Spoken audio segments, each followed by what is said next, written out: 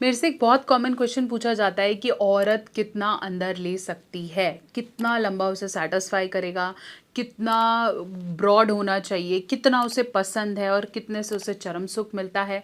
लड़के बहुत ज़्यादा कंसर्न रहते हैं, बहुत ज़्यादा मिथ्स को सुनते हैं। तो कितना साइज बिल्कुल सही है एक औरत के लिए, चलिए बात करूंगी। चैनल पे नए हैं सब्सक्राइब करें। मैं हूँ डॉक्टर नेहा मेहता और ऐसी बहुत सारी वीडियोस बनाती हूँ जो कि आपके सेक्सुअल मिथ्स को दूर करती है और सही सेक्सुअल सॉल्यूशंस देती है। तो शुरू करेंगे। चैनल को सब्सक्राइब कर दो क्योंकि बहुत कंटेंट है जो कि आपको हेल्प करेगा रियल लाइफ में। तो press the bell icon, set the notification and let's start awakening.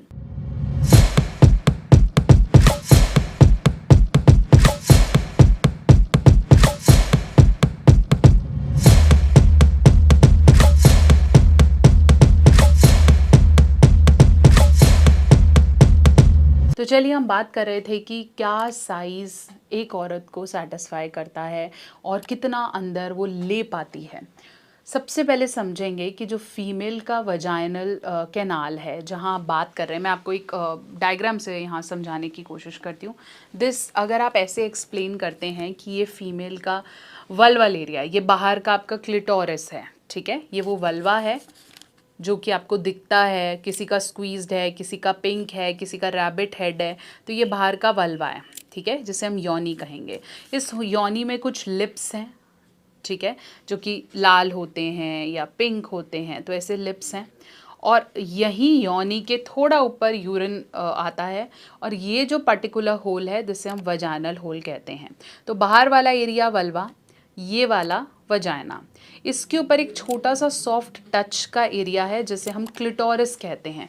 पतला सा ऐसे ट्रायंगल शेप का, जिससे आप हाथों से हिलाएंगे या मसाज करेंगे तो फीमेल को वही सेंसेशन आती है जो लड़के के पेनिस छूने से या उसको टच करने से आती है। तो जब आप इसको सहलाएंगे तो क्लिटोरिस स्टिमुलेशन होगा और यहाँ पे एग्जैक्टली टच करेंगे तो वल्वा प्लेजर देगा और यहाँ पे जो है वो है आपका वजाइनल ओपनिंग।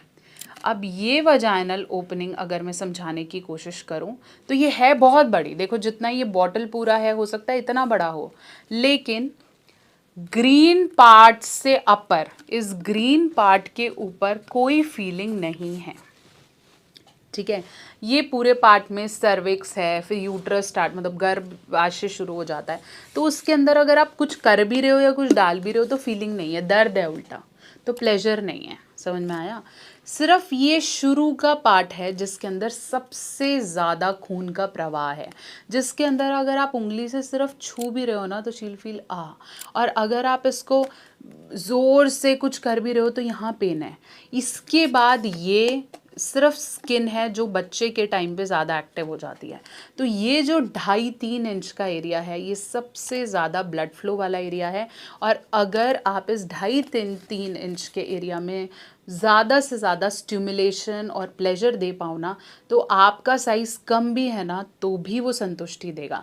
लेकिन अगर आपका साइज़ 7-8 इंचज़ है, वो इस आगे वाले एरिया में प्लेजर दे ही नहीं रहा। इसको ऐसे समझाते हैं कि मान लेते हैं आप कहते हो भाई मेरा साइज़ तो 7 इंचज़ है, 6 इंचज़ है, आप पेनिट्रेट कर रहे हो, आपने पेनिट्रेट किया और आप लेके जा रहे हो बिल्कुल अंत तक। आई होप आप देख पा रहे हो। तो आप बिल्कुल अंत तक यहाँ लेके जा रहे हो, यहाँ पे आप कर रहे हो, दिस विल नॉट हेल्प क्योंकि यहाँ पे प्लेजर ही नहीं है। लेकिन अगर आप ये शुरू के 2.5-3 इंच के एरिया पे प्ले करते हो, रोटेट करते हो, फिंगर करते हो, यहाँ स्टक कर रहे हो, तो ये हेल्प करेगा। इसलिए हमेशा बोला भी जाता है कि अगर आपने करना है तो ऊपर की तरह वॉल पे करें, नीचे की वॉल्स पे करें, साइड वॉल्स पे करें, रोटेशंस दें, ये ज़्यादा इम्पॉर्टेंट है। जितना आपको लगेगा मैं सबसे पीछे वॉल पे मारूंगा वो हेल्प करेगा, नहीं, this is not going to help, it is painful और इन्फेक्शंस भी होंगे। इसलिए ये शुरू का 2.5 इंच का एरिया बहुत सेंसिटिव है। इस पर आप फिंगर कर सकते हैं, आप अपना टंग रोल कर सकते हैं, आप टॉयज़ अगर इंट्रोड्यूस कर रही हैं, फीमेल पार्टनर नहीं है, वो कर सकते हैं। और पेनाइल जो आपका लिंग है वो भी इस 2.5 इंच में एक्टिव होना चाहिए। इसके लिए आप ऊपर नीचे साइड, दोनों साइड्स रोटेशन, ठीक है, hand cupping, double hand, single finger, इस हिसाब से आप कैसे भी कर सकते हो। इसलिए वो मेल जिनका साइज़ उन्हें लग रहा है कि हाँ उसका तो उतना बड़ा दिख रहा है, मेरा नहीं दिख रहा है, अगर आपका मशरूम साइज़ भी है, आपका हैमर साइज़ भी है, छोटा साइज़ भी, कितने तरीके के होते हैं वो आप इस वीडियो में देखो, लेकिन अगर आपका छोटा भी है तो भी आपको कंसर्न नहीं लेना है कि ओ माय गॉड मैं कैसे काम करूँगा। एक एवरेज साइज़ की अगर मैं बात करूँ तो एक एवरेज मेल पेनिस का साइज़ इरेक्टेड होना चाहिए 5 से 5.25 इंच। अगर आपका 4-4.5 इंच से ऊपर होता है तनाव आने के बाद और 6 इंच तक है, उससे कम है, तो it's okay, this is normal. आपको कोई दीवार खड़ी नहीं करनी है 20-12-11 इंच की, तो इट इज़ एब्सोल्युटली नॉर्मल।